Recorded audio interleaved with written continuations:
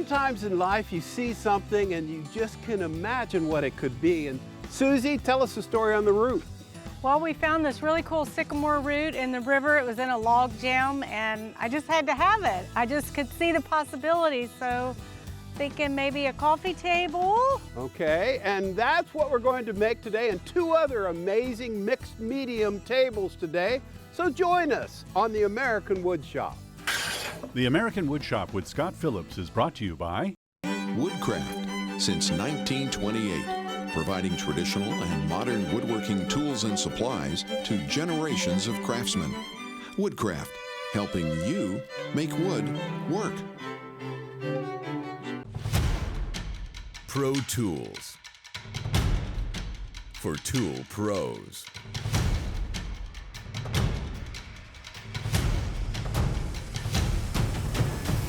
Rikon Tools. Woodcraft Magazine. Projects, plans, and web links designed to help you make wood work. P.S. Wood, home of Timberwolf Swedish silicon steel bandsaw blades and super sharp scroll saw blades. A bed to sleep on. A table to share meals. A house that feels like a home. The Furniture Bank of Central Ohio, providing furniture to neighbors in need. So today we're making the trifecta of tables, 3 different tables. The dogs are helping. And what we have here is a cypress stump that's been cut off, and I put these feet on it. And Suzy, if you could let me bring this over. Okay, up and on. Very good. And we are going to join this river root onto the cypress table just like that. And then I'll show you the trick on making a tempered glass top with that. Doesn't stop there. Over here, this is called a parlor table, and it had a thin white oak top because they would use these outside. They'd always use white oak, and obviously the tops didn't stand the test of time very well. That's lead paint, so away it goes, and we're disposing of that carefully. But we glued up a white oak top, a new one, and we're going to undercut this lip and give a detail along the rim on a mega wood lathe. And look at those legs. Those are vintage. Those are over 100 years old. So when you go to antique shops, keep an eye open for the pieces that are falling apart that you can get for pennies on the dollar to use and upcycle the legs. Yep. And then this, well, Suzy, how would you describe this? Oh, I just think it's cool. I love the live edge, a little side table. Okay, and it's hard maple. Yep. Tree the blue down with the hairpin legs. Okay. Yeah, I love it. That's going to be really neat. Well, actually, this is what we're going to turn into a table as well. It's a stump from a silver maple tree. Should be a lot of color in there. So we'll get set up for this, and we'll show you how it all comes together.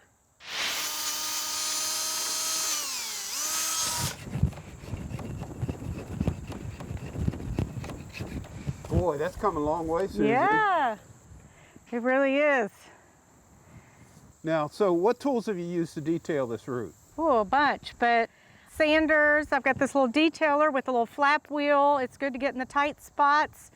I'm using this microplane, which is like a zester, to shave off, you know, some of the dead wood and everything to save my sanding pads. So just kind of working it away and profiling it. I couldn't tell you how many hours I've spent on it yet, but it doesn't matter. I just want it to be right. Now, speaking of being right, it comes from nature, so you have to deal with challenges. And right here, this limb's going to support a piece of glass. And look at this. This is overfilled, and this is quick wood. This is a 2-part epoxy stick. It's like a big Tootsie Roll. You knead this together until it's a uniform color, and you want to pack that in there in about 3 or 4 minutes because it starts getting hard about 5 to 10 minutes, depends on the temperature. But that's rock hard, that's cured overnight.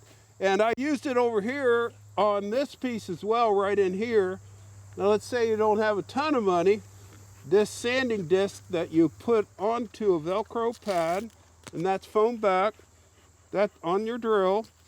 You can go in there and really go to town to take that material down and get it clean. And the other spot, Suzy, let's see how you work on that place that's been Yeah, I've fixed. just been smoothing over the rough edges, getting off the small little particles and stuff, and boy, she's looking good. Okay, It's a she. let's go up here. Oh, you may do that? Okay. Okay, we'll get that perfected, and then we'll join the feet and then the two pieces.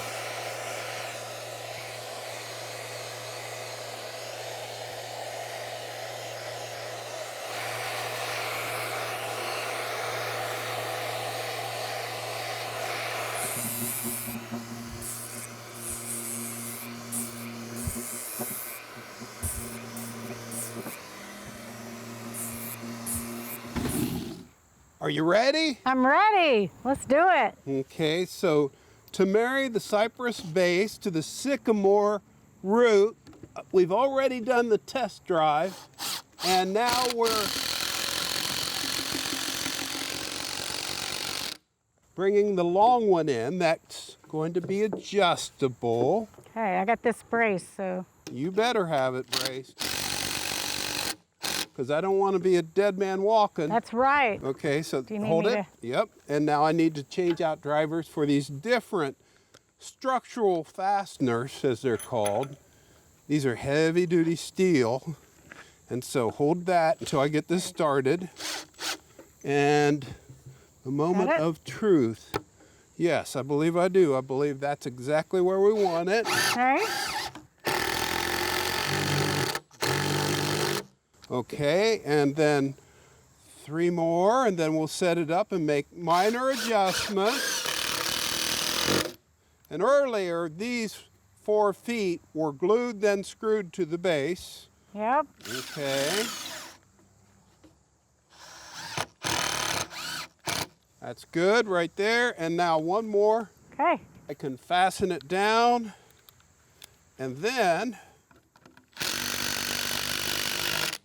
that looks good right there. Ready? Time to set this up. Are you ready? Yep. Okay, and that is solid.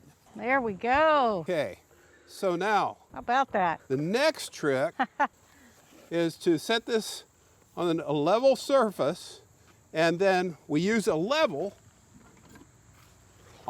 after it's on a level surface to mark where we're going to trim off a little flat spot here with the razor saw, and the mating pieces here to Yep. float the piece of tempered glass. So we'll Yep. get that marked up. Right, because that's where the glass will rest on those 3 pieces. So There you go. got to make her right. Okay. Now I'm using a Japanese razor saw, and this level and this base has been blocked, so it's level to the ground.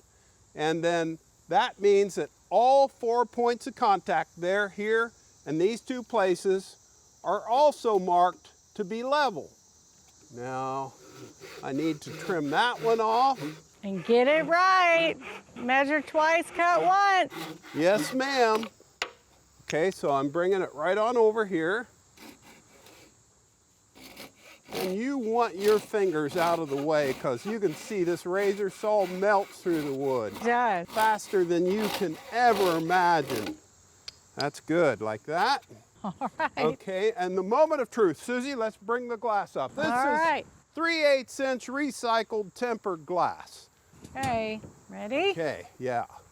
Tempered glass is safe All right. to use Lift. for tabletops.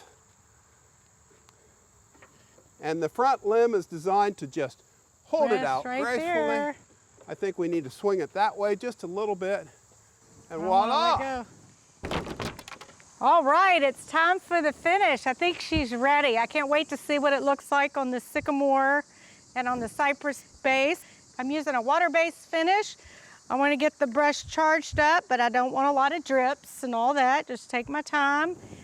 And here we go. Oh, looky there. Boy, isn't that pretty? Love all the grain and everything. Boy, it's really starting to pop. Look at her. Man, that's awesome. Love it. Get a little bit more. And just really look at that. It's been a fun project, just seeing, and man, even better than what I expected. Woo! Look at that, man.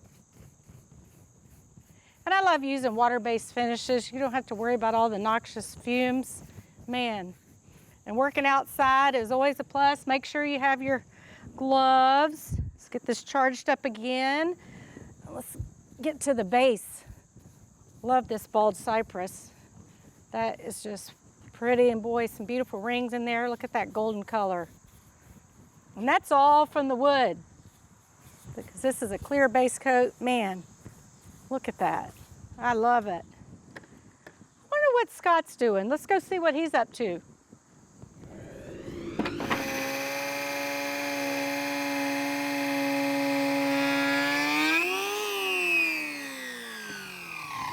Look at that. This is an old-timey tool. I bet this tool is an easy 25 years old. And this is heavy duty, so what I can do is work through the rough cut. Now this was all chainsaw cut, and I'm going to smooth this all out. I'm going to take a lighter cut. I don't want to take more than 1/16 of an inch off at a time. That was a heavy pass right there. But I'll work this all down, then we'll take it inside and we'll see what we can do at the bandsaw. This is awesome.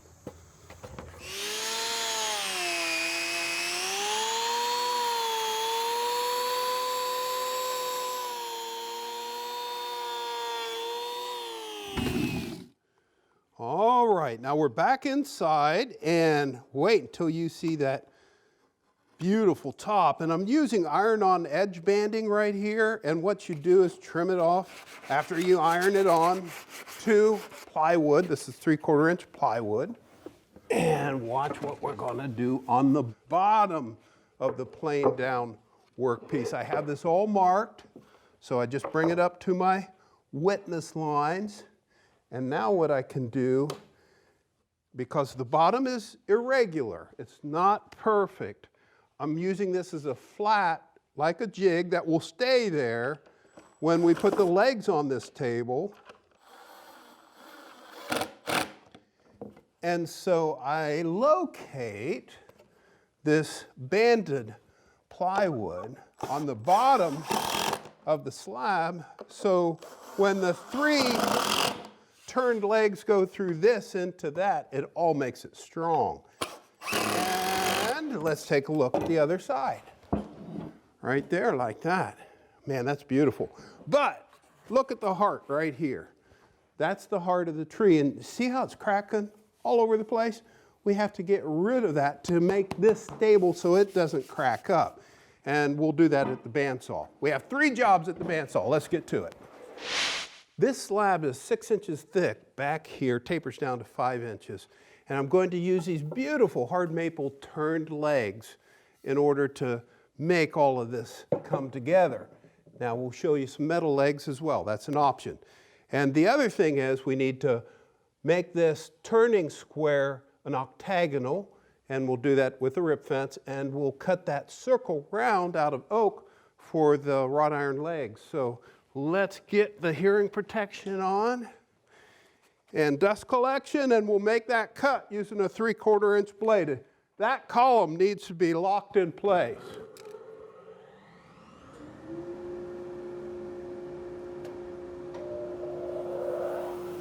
I want to take the line nice and straight.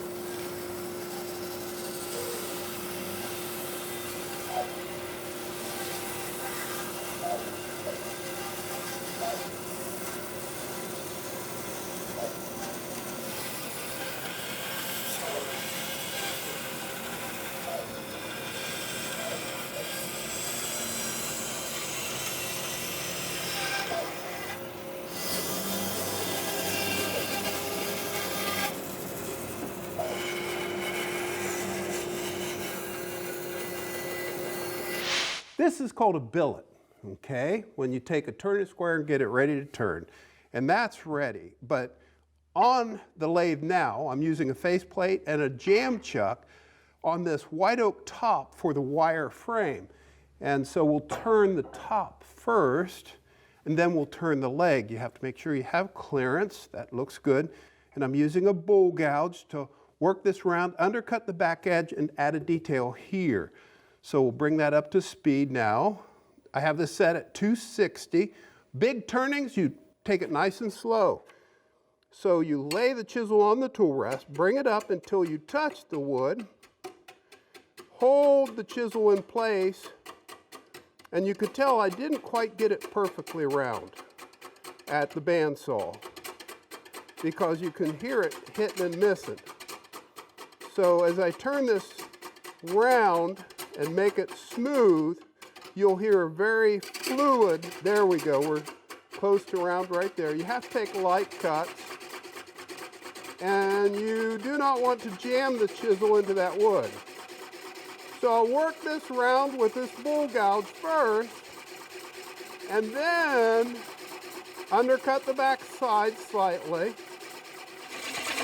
Here I've moved the tool rest so I can undercut the bottom back edge, and what that does is it makes the table look like it's floating to the eye. And once I get this cut, undercut as it were, and the key is rubbing that bevel as you make that cut to get it smooth on dry wood, then I can work on the top accent. Now with that undercut, on the very top, I'm using a round carbide cutter, and the cutting edge is right at center line. And what I'm doing is I'm smoothing that out, making it uniform, and now watch what happens.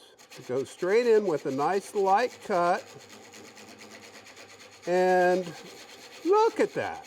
Those shavings are just magical. It's like they have a life of their own. I love that. And this is a fun thing that you can do on a parlor table.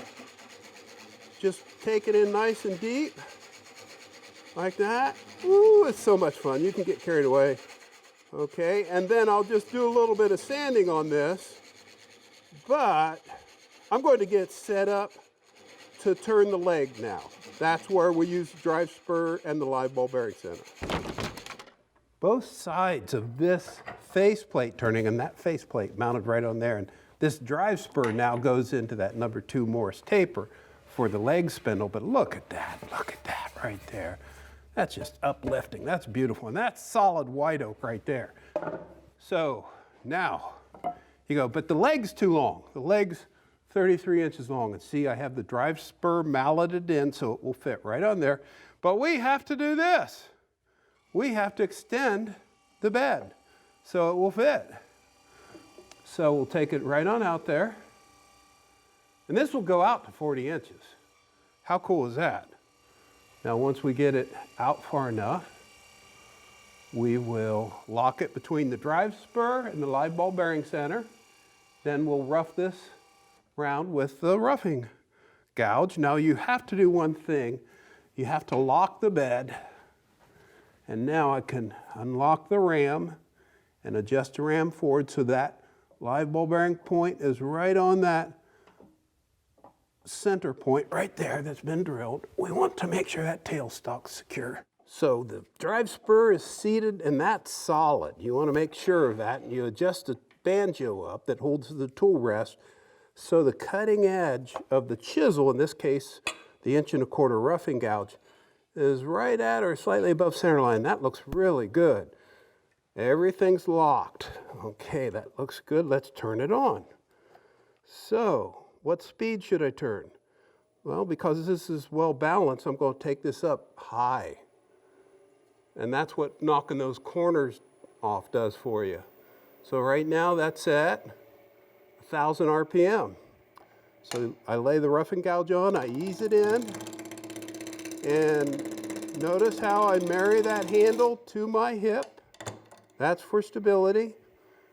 And as you ease that in, then you rest your finger in the groove on the back of the tool rest.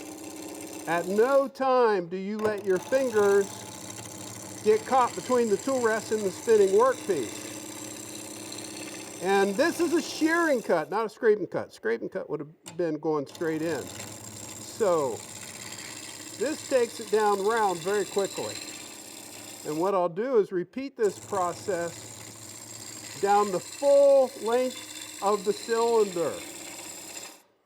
But I never move the tool rest unless the lathe is turned off. And so we'll rough it round.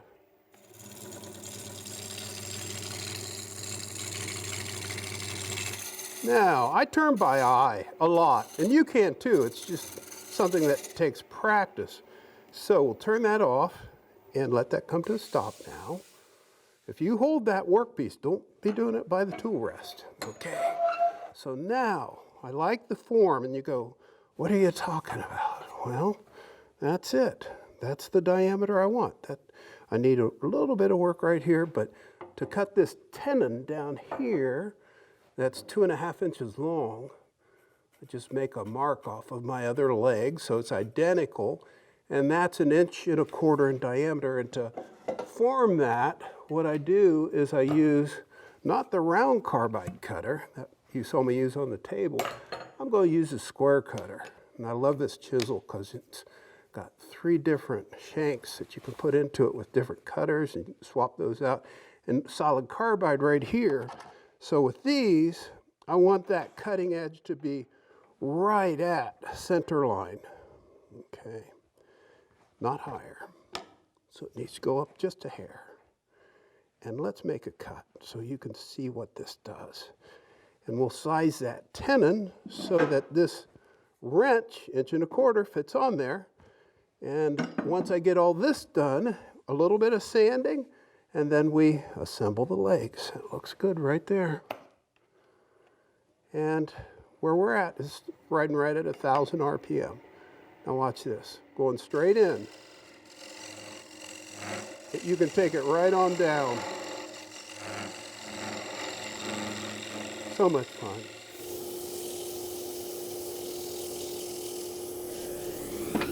So we have 3 beautiful hard maple legs right there. And I have this assembly table ready to roll, 1.25 inch piloted bit. I use that square to get this drill square, and then I cant this out at a comfortable angle.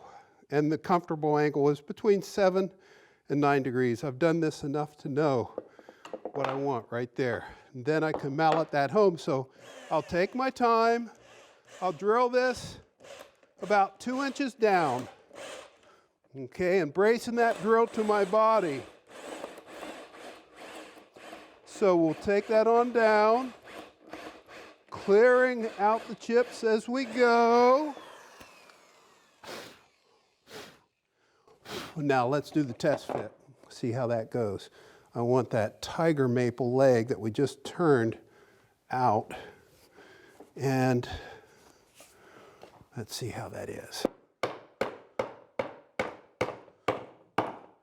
Oh yeah, that's perfect. Now get the other holes drilled, canted left and right, and then we'll flip it over and take a look at the finished project. Scott, the table looks beautiful. Well, you can't beat white oak, and that's just arm seal. And your table is outstanding. Now tell us how you keep that top on there, because that's I'm using 100% silicone to keep it from moving, and I put it on all the contact points because this glass was not cheap and don't want it going anywhere. And it'll dry to clear in about a week, probably. Exactly. Yep. And then over here, this arm seal goes on the maple stump, half of the maple tree. Wow. And you'll get to see the finished table in the end credits of the show. So here's a hot tip for anybody. When you see something that just stops you cold, like this piece of wood did, or that root, or the hardware on that parlor table, make it your own and make it something that enriches your life, because these pieces will be right at home. Now, I think that should go in the loft where the dogs will never be. Yes, in the barn, yes, okay. For sure. Okay, well, thanks for joining us this week. Hope you got some good ideas. We try to share them.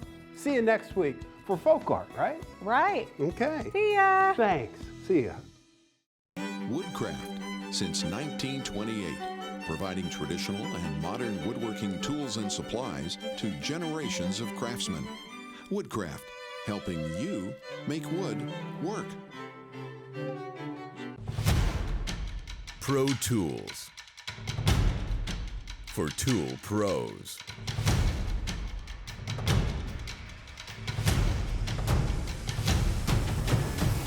Rikon Tools. Woodcraft Magazine. Projects, plans, and web links designed to help you make wood work. P.S. Wood, home of Timberwolf Swedish silicon steel bandsaw blades and super sharp scroll saw blades. A bed to sleep on. A table to share meals. A house that feels like a home. The Furniture Bank of Central Ohio, providing furniture to neighbors in need. For more information on tips behind the American Woodshop and watch free episodes 24/7, check us out online and like us on Facebook.